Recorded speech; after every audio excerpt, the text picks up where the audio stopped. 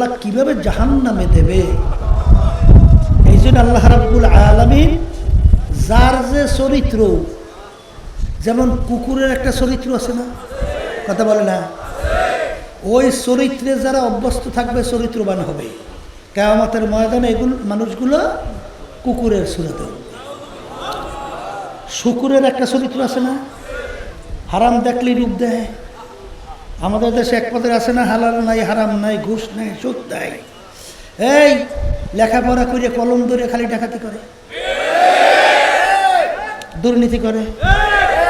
হ্যাঁ, আমার আব্বাজান বলতেন এমন কোনো জায়গা নাই যে জায়গায় আল্লাহর কুতুব একটা সুন্দর বুঝের জন্য আলোচনা কইরে যায় নাই।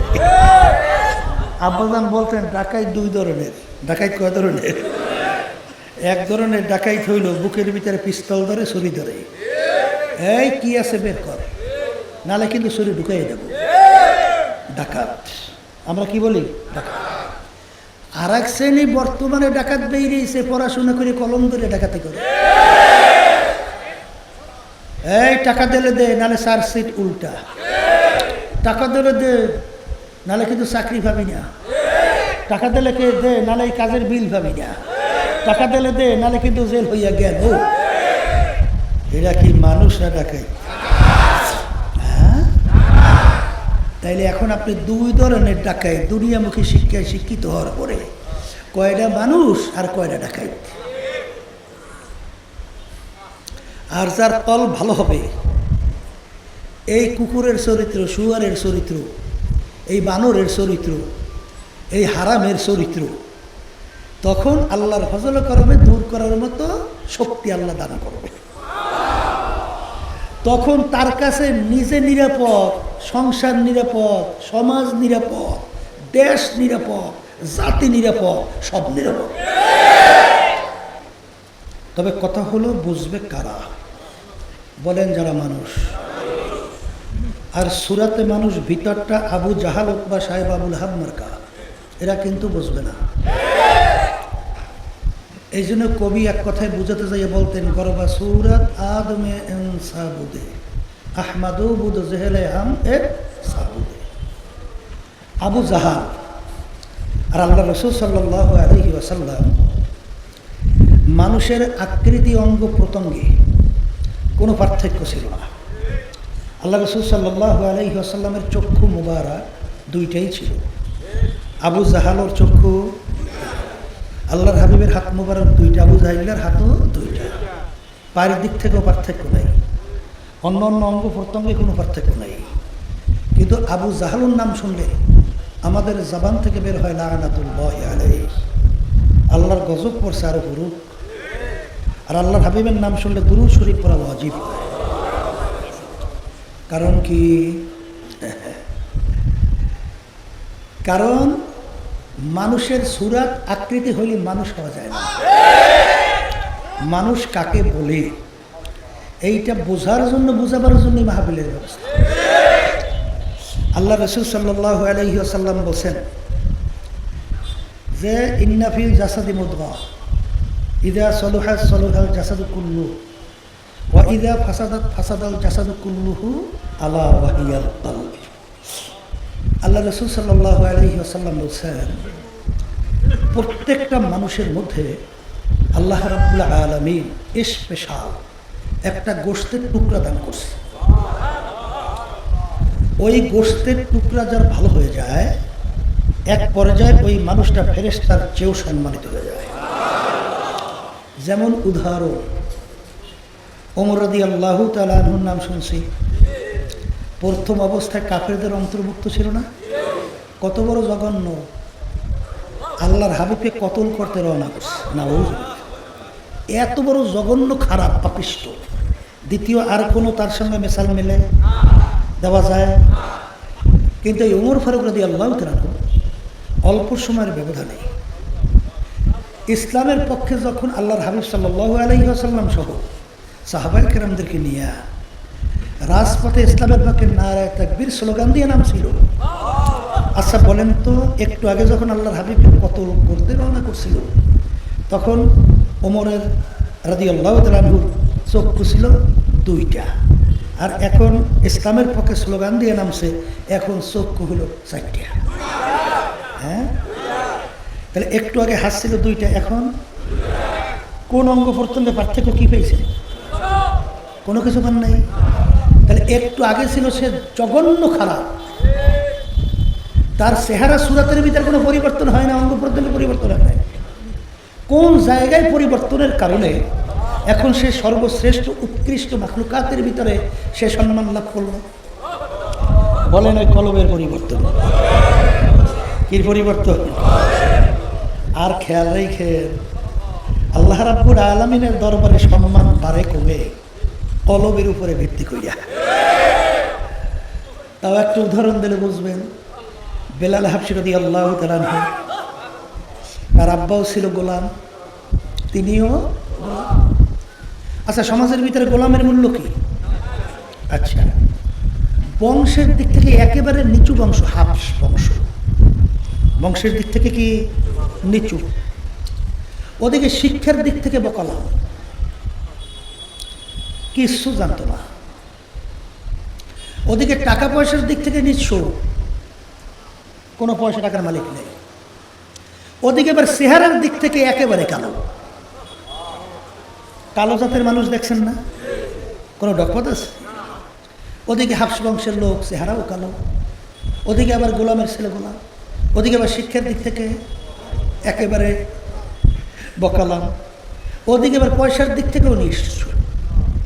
দুনিয়ায় চলার জন্য যেই গুণ দরকার, একটা গুণও, কিন্তু তার সম্মান আল্লাহ এবং আল্লাহ রাসূলের দরবারে কি পরিমাণ?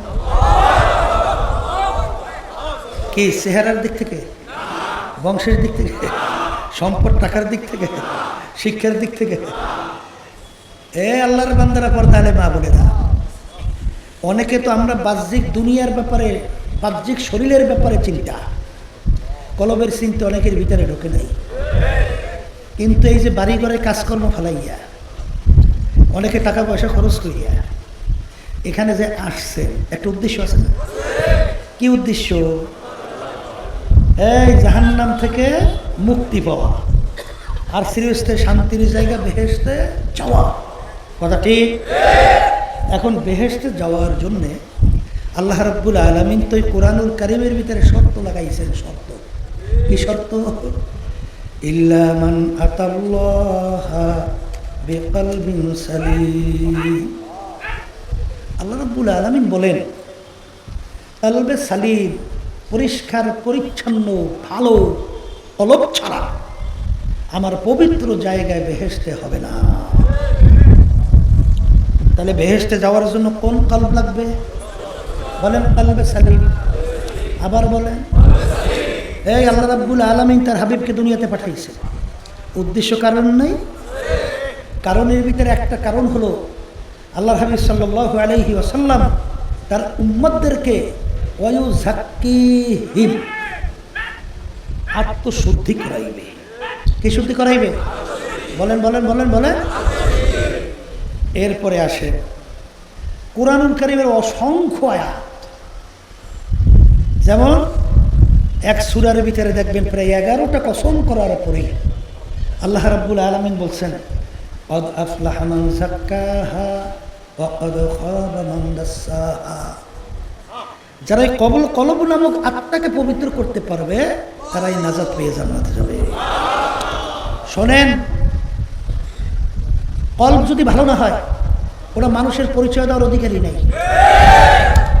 এই জন্য ইমাম গাজ্জালী রহমাতুল্লাহি আলাইহি লিখছেন, কিয়ামতের ময়দানে আল্লাহ রাব্বুল আলামিন মানুষগুলোকে 10টা রকমের সূরাত উঠাবে। কয় রকমের? তার কারণ কি? শোনেন, আল্লাহ রাব্বুল আলামিন কয়েকটা জিনিস তার নিজের হাতে তৈরি করছে, বোঝেন? তার ভিতরে একটা হলো মানুষের চেহারা মুবারক। আল্লাহ রাব্বুল আলামিন মানুষের চেহারা নিজের হাতে তৈরি করছে। এখন এই সূরাতের মানুষগুলোকে আল্লাহ কিভাবে জাহান্নামে দেবে, এই জন্য আল্লাহ রাব্বুল আলামিন যার যে চরিত্র, যেমন কুকুরের একটা চরিত্র আছে না, কথা বলে না, ওই চরিত্রে যারা অভ্যস্ত থাকবে চরিত্রবান হবে। কিয়ামতের ময়দানে এগুলো মানুষগুলো কুকুরের সুরতে। শুকুরের একটা চরিত্র আছে না, হারাম দেখলেই রূপ দেয়। আমাদের দেশে এক পদের আছে না, হালাল নাই, হারাম নাই, ঘুষ নাই, সুদ নাই। এই লেখাপড়া করে কলম ধরে খালি ডাকাতি করে, দুর্নীতি করে। হ্যাঁ, আমার আব্বাজান বলতেন এমন কোনো জায়গা নাই যে জায়গায় আল্লাহর কুতুব একটা সুন্দর বুঝের জন্য আলোচনা কইরে যায় নাই। আব্বাজান বলতেন ডাকাইত দুই ধরনের। ডাকাইত কয় ধরনের? এক ধরনের ডাকাইত হইল বুকের ভিতরে পিস্তল ধরে, ছুরি ধরে, এই কি আছে বের কর, নালে কিন্তু ছুরি ঢুকাই দেবো, ডাকাত। আমরা কি বলি? ডাকাত। আর এক শ্রেণী বর্তমানে ডাকাত বেরিয়েছে, পড়াশোনা করে কলম ধরে ডাকাতি করে। এই টাকা দিলে দে, নালে চার্জশিট উল্টা, টাকা দিলে দে, নালে কিন্তু চাকরি পাবি না, টাকা দিলে কে দে, নালে কাজের বিল পাবি না, টাকা দিলে দে, নালে কিন্তু জেল হইয়া গেল। এরা কি মানুষ না ডাকাই? হ্যাঁ, তাইলে এখন আপনি দুই ধরনের ডাকাই দুনিয়ামুখী শিক্ষায় শিক্ষিত হওয়ার পরে, কয়টা মানুষ আর কয়টা ডাকাই। আর যার তল ভালো হবে, এই কুকুরের চরিত্র, শুয়ারের চরিত্র, এই বানরের চরিত্র, এই হারামের চরিত্র, তখন আল্লাহর ফজল করবে দূর করার মতো শক্তি আল্লাহ দান করবে। তখন তার কাছে নিজে নিরাপদ, সংসার নিরাপদ, সমাজ নিরাপদ, দেশ নিরাপদ, জাতি নিরাপদ, সব নিরাপদ। আর যেটা কল ভালো হবে না, ওনার কাছে কোনো নিরাপদ কেউ নাই। এই কথা ঠিক না? এই জন্য আমার ভাইদেরকে বলবো, পর্দায় মা বোনদেরকে বলবো যে মানুষ বলা হয় তাকেই যার তল ভালো, যার তল। আর শুধু মানুষের আকৃতি সুরত হইলে মানুষ হওয়া যদি হয়, সংক্ষেপ বুঝেন না, আপনার সমাজের ভিতরে এক শ্রেণীর মানুষ ওর জুলুমে, ওর অত্যাচারে, ওর নির্যাতনে, ওর চাঁদাবাজি এবং টেন্ডারবাজিতে মানুষ অতিষ্ঠ হইয়া মন্তব্য করে ওই লোকটার চরিত্র শুয়ারের চেয়েও খারাপ। কি বলে না? বলে না? বলে ওটা মানুষই না। কি বলে? কি বলে না? আবার এক শ্রেণীর মানুষ দেখবেন তার আচার আচরণ, ব্যবহার, আমল আখলাক, চরিত্র এত ভালো, মানুষ তার ব্যাপারে প্রশংসা সন্তুষ্ট হইয়া করে লোকটার চরিত্র ফেরেশতার মতো। কি লোকটা ফেরেশতা আর লোকটা শুয়ার? তাইলে কেমনে শুয়ারের লাগে তুলনা আর ফেরেশতার সাথে তুলনা? ঘটনাটা কি শোনেন। আখলাকের রাজিলা আল্লাহ রাব্বুল আলামিন সংক্ষেপ কথা বুঝছেন। আল্লাহ ফেরেশতা সৃষ্টি করছেন, আল্লাহ মানুষ সৃষ্টি করছেন, আল্লাহ পশু পাখি সৃষ্টি করছেন। কথা ঠিক কিনা? আল্লাহ রাব্বুল আলামিন ফেরেশতা সৃষ্টি করছেন, তাদের ভিতরে গুনাহ করা, নাফরমানি করা কোনো ধরনের চরিত্র আল্লাহ দেয় নাই। 24 ঘন্টা ইবাদতের ভিতরে লিপ্ত। কি শোনেন নাই? শোনেন নাই? শুনছেন তো? আচ্ছা, তাহলে ফেরেশতারা গুনাহ করার কোনো কায়দা নেই, চরিত্রই নেই। আল্লাহ রাব্বুল আলামিন পশু বানাইছে, পশুর ভিতরে কোনো ভালো দিক নেই, সব উল্টা পুল্টা। কথা কয় না? এই একটা গরু ফলে ওর কি কোনো বাদ বিচার আছে কোনটা হারাম আর কোনটা হালাল? কোনটা মালিকের ধান আর কোনটা পরের ধান? ও যা পাইবে যে ব্যবহার করে পেঁয়াজ একটা দেবে, কারণ ওর কাছে কোনো ভালো মন্দের বাদ বিচার নাই। আল্লাহ বানাইছে এইভাবে। কিন্তু আল্লাহ রাব্বুল আলামিন মানুষকে বানাইছেন চরিত্র দুইটা। মানুষের ভিতরে ফেরেশতার চরিত্র আছে এবং মানুষের ভিতরে পশুর চরিত্র আছে। এখন কথা হলো, ওয়ালাকাদ কাররামনা বানি আদম, আল্লাহ বলছেন মানুষ সর্বশ্রেষ্ঠ সম্মানিত সমস্ত মাখলুকাতের মধ্যে। আমি ওদিকে আলোচনায় যাব না, সংক্ষেপ বলছি। কিন্তু মানুষ সর্বশ্রেষ্ঠ সম্মানিত হওয়ার কারণ কি? এর কারণ হলো এই, ফেরেশতার যে চরিত্র, এইটা তার কষ্ট করে অর্জন করা লাগে নাই, এইটা অটো আল্লাহ রাব্বুল আলামিন দান করছে। আর পশুদের চরিত্র, ওর ভিতরে ভালো চরিত্র নাই। কথা ঠিক কিনা? আর মানুষের ভিতরে খারাপ চরিত্র আছে, ভালো চরিত্র আছে। খারাপ চরিত্র বাদ দিয়ে ভালো চরিত্র অবলম্বন করা মুখে বলতে সহজ, ব্যাপারটা কিন্তু অত সহজ। কথা ঠিক কিনা? তাইলে এই ভালো চরিত্র অর্জন করার জন্য কষ্ট করা লাগে নাই? তাহলে কষ্ট করিয়া যেই ফল অর্জিত হয় তার মূল্য অনেক বেশি। মানুষের ভিতরে ফেরেশতার চরিত্র ছিল, থাকার পরেও তারা ওইটাকে অবলম্বন না করে পশুর চরিত্র অবলম্বন করছে, যার কারণে পশুর চেয়ে খারাপ হয়েছে। কারণ পশুর ভিতরে ভালো চরিত্র ছিলই না, মানুষের ভিতরে ছিল। কথা ঠিক কিনা? এই জন্যই তো আল্লাহ বলছেন, এই উলাইকা কাল আনআম, এক শ্রেণীর মানুষ চতুষ্পায় জানোয়ারের মতো। কে বলছেন? চতুষ্পায় জানোয়ার কারা? গরু, ছাগল, ভেড়া। এরপরে আমার মালিক বলেন বাল হুম আদল, এক শ্রেণীর মানুষ চতুষ্পায় জানোয়ারের চেয়েও খারাপ। এরপরে আল্লাহ কোরআনুল কারীমের মধ্যে বলেন শারুল বারিয়া, এক শ্রেণীর মানুষ দুনিয়ার মধ্যে যেটা কুকুর, শ্রীগাল, শুকুরের চেয়েও খারাপ। নাউজুবিল্লাহ বলেন, নাউজুবিল্লাহ। আমি বলছি না আল্লাহ বলছে? হ্যাঁ, এখন আমার বাজানদেরকে বলবো, মানুষের চরিত্র যদি অবলম্বন না কইরা কেউ যদি খোদা না কাছতে মৌতের বিছানায় শোন, তাই বেহেশতে যাওয়া যায়? যাইবে? তাই যদি না যায়, তাইলে ভালো চরিত্র কল্পকে ভালো কইরেই দুনিয়া থেকে বিদায় দিতে হবে। কথা ঠিক কিনা? এই জন্য দেখবেন যাদের ইমানের ভিতরে মজবুতি ছিল, বলকের বাদশাহ ইব্রাহিম বিন আদহাম রহমতুল্লাহি আলাইহি,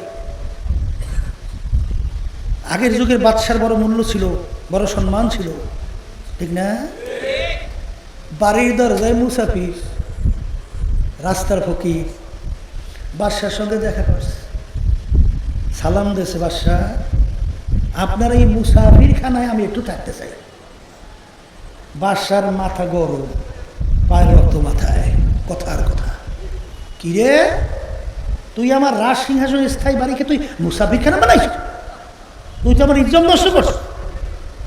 বললে কি এইটা আমার স্থায়ী বাড়ি, রাজ সিংহাসন। তখন মুসাফির বলে, হুজুর ভুল হইলে মাফ চাই, স্থায়ী বাড়ি রাজ সিংহাসন কোনটা আর মুসাফিরখানা কোনটা? হুজুর, বাদশাহ বলতেছেন, বাড়ির দরজা কি ঘরটা দেখছো? দেখছি তো, ওইটা মুসাফিরখানা। হুজুর ওইটা পরিচয়টা কি? বলে রাস্তার পথিক চলতেছে, সন্ধ্যা হয়ে গেছে, অস্থায়ীভাবে রাত্রি যাপন করছে, পরদিন উঠে তার গন্তব্যের দিকে চলে গেছে। এইভাবে অস্থায়ীভাবে আসে যায়, আসে যায়, তাকে বলে কি? মুসাফির। আর হুজুর স্থায়ী বাড়ি? বলে যেখানে সব সময়ের জন্য মানুষ থাকে। তখন মুসাফির বলতেছে, বাদশা রে, তাইলে দুনিয়া সৃষ্টির পর থেকেই আপনি মনে হয় এই বাড়িতেই আছেন, স্থায়ীভাবে থাকে। তখন বাদশা উত্তর দেয়, বোকা মুসাফির, ওরে পাগলা, না, আমার আগে ছিল আমার আব্বা। হুজুর আপনার আব্বা কোথায়? কলে সে তো কবরে চলে গেছে। বলে আপনার আব্বা কি আসবে না? এখন বাদশা বলতেছে, এ পাগলটা হলো এই মুসিবতেই বসে। এই পাগল, মানুষ একবার মরে কবরে গেলে আর আসে? বলে আসবে না? না। বলে আপনার আব্বার আগে ছিল কি? বলে আমার দাদা। সে কোথায়? বলে সেও তো কবরে। বলে সেও আসবে না? বলে না, সেও তো আসবে না।